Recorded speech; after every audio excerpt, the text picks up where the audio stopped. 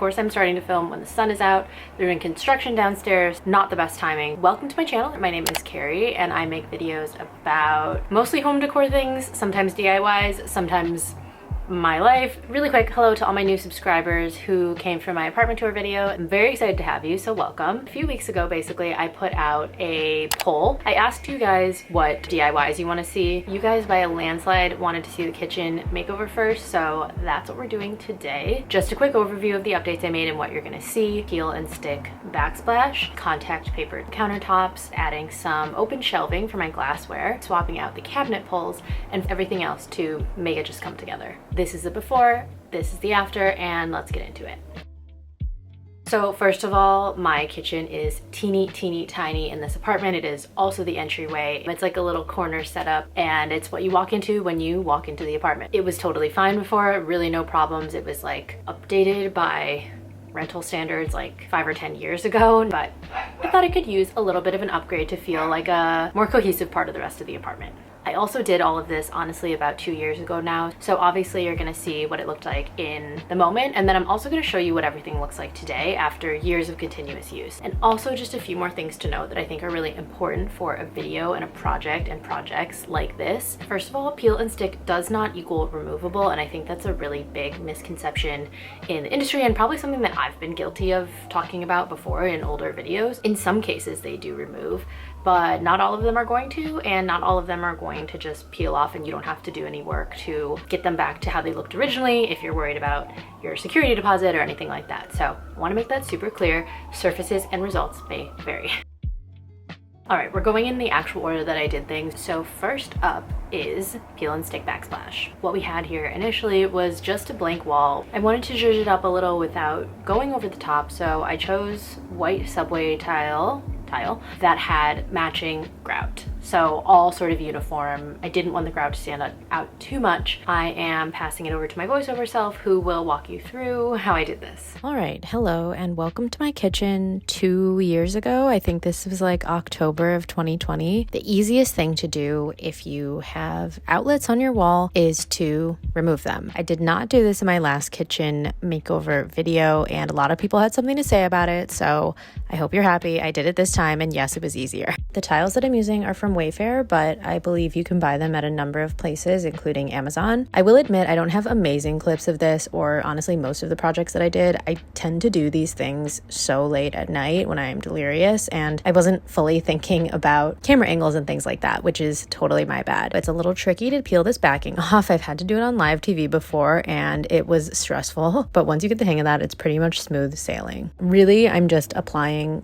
the tile pieces to the wall. These tiles are designed to be interlocking basically, so each tile has the outline of the following tile built into it, if that makes sense. You can kind of see what I'm doing here, but I'm not really using this video to go into super depth about how to do this. You can look at my last kitchen video for more of that, or plenty of videos on YouTube. The most difficult part is just the corners, which you can see me struggling with here, which is mostly just an issue of my personal kitchen. Like I said before, it's corner shaped and this corner is very deep and the sink is right there, so I have to get on the counter for this project and all of them. Here's a clip much later into the project though, and as you can see, it looks pretty good when it's all said and done. I'm just adding the outlet covers back onto the wall, and that's project 1. And here's what everything looks like today. As you can see, it all looks pretty good except for some normal sort of lifting off of the wall. It's really happening the worst in this one corner, which is interesting to me, and then sporadically throughout the rest of the tiles. Really everything looks pretty good still in my opinion, and from far away, all of the little issues, quote unquote, are pretty unnoticeable, so I'm happy. Project number 2 was focusing on the countertops. What is actually in the counter is a black stone. I'm not sure what kind of stone it is, which was totally fine. It's actually pretty clean looking, but I think because the space is so small and because the kitchen is kind of shielded off from the light that comes in, which is really beautiful, that area tends to just feel darker by default, and I wanted to brighten it up a little bit, replacing that black color with something brighter and lighter. That led me to terrazzo contact paper, which of course contact paper is a really popular and commonly used solution for things like that, and here's how I did that.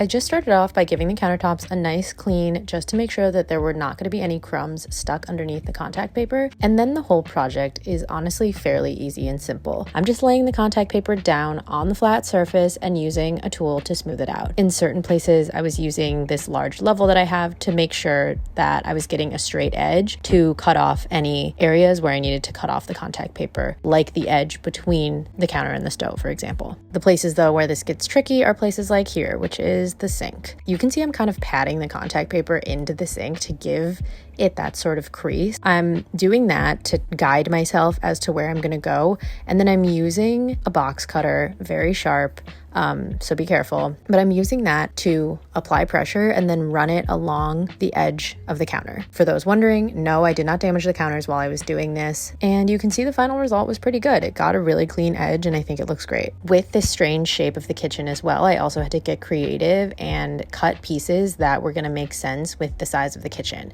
I used as many full pieces of the paper where I could, but in a case like this back corner, I had to pre-cut a piece so that there wasn't too much unnecessary overlap with the sheets of contact paper. Okay, and then I totally improvised this part and I'm not really sure how to best explain it, but I'm gonna let the video speak for itself. To go around the sink and get the edge a little cleaner with the contact paper, I cut out this circle from a scrap. Essentially, I made a cut that was in the shape of starting a circle, and then I used that as a guide to continue the edge around the rest of the sink. That probably makes no sense. I'm so sorry, but you can kind of see what I'm doing, right? The payoff was maybe not huge, but it kind of helped. And then I just added all the top edge border stuff, and I was pretty much done with the contact paper.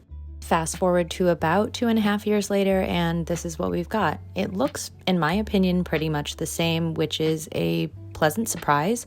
I had never worked with this specific contact paper before, and I think it held up pretty well, especially in terms of the adhesive. There are a few areas that I'm pointing out here where there has been fading or discoloration. This is probably either from chemicals or food splatter or, the area that we use the most. There's some dirt that's settling in the seams, but that's sort of just to be expected with a project like this. And here's what around the sink looks like. Not perfect, but again, from far away, honestly pretty good. It's also super easy to clean. I just use a regular cleaning spray that's not too harsh or doesn't have bleach in it, and a paper towel, and the dirt comes pretty much right up. Project number 3 for the kitchen happened several months, if not a year or more later, and that is adding shelves. In the grand scheme of things, these are absolutely not essential, but they were essential specifically for me. I collect vintage glassware, and for a while had a lot of it in our regular cabinets, but was sort of running out of room, and so I thought the shelves would be a nice solution for that. Here's a look at that project, which was a little bit more difficult than I intended.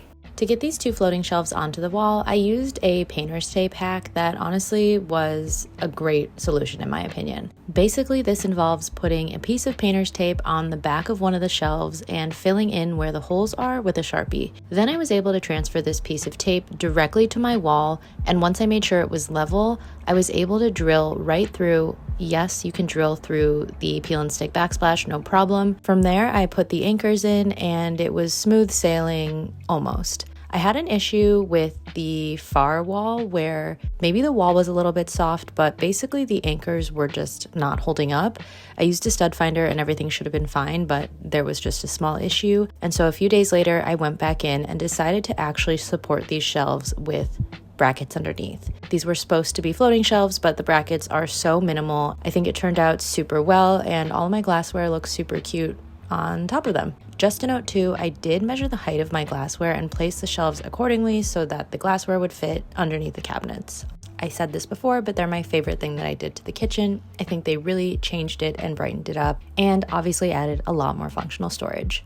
And finally, just everything else. I made a bunch of other updates that were small but functional, and in some cases for aesthetic purposes, swapping out all of the cabinet pulls. We had, I think, like silver stainless steel ones before, like brushed silver ones before that had like a hard edge, and I replaced those with something softer and a lighter wood that was also on the shelves. We added a cart for extra space. This one's from Yamakasi. It's been really great. I specifically bought it for the area and also because I knew that it would fit a microwave on it. Putting the microwave there helped us save a lot of counter space, which was key. Other small updates are a magnetic paper towel roll holder that attaches to our fridge. On the other side, we have this hook and tiny shelf combo. This piece is from Etsy and has been super functional. We literally use it multiple times a day. So again, just to round it all out, here is the before of our kitchen and here is the after. Might not be everyone's taste, but it has been mine and I've really liked it. I really think it changed the functionality and also the look of this kitchen, and I was really happy with the end result. So that is it. That is what I have for you guys today. Thank you so much for watching. Let me know what your favorite project that I did in the kitchen was, and also if you're gonna try out any of these things yourself. And on an unrelated note, big update that I am officially moving in like 3 weeks, so I will have so much moving related content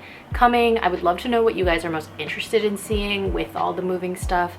Obviously there will be another apartment tour and I'll be sharing a lot of pieces of what we're doing, so follow along if you're interested in that, and also seeing more DIYs. I have 2 more videos filmed and ready to edit, so those will be coming down the line as well.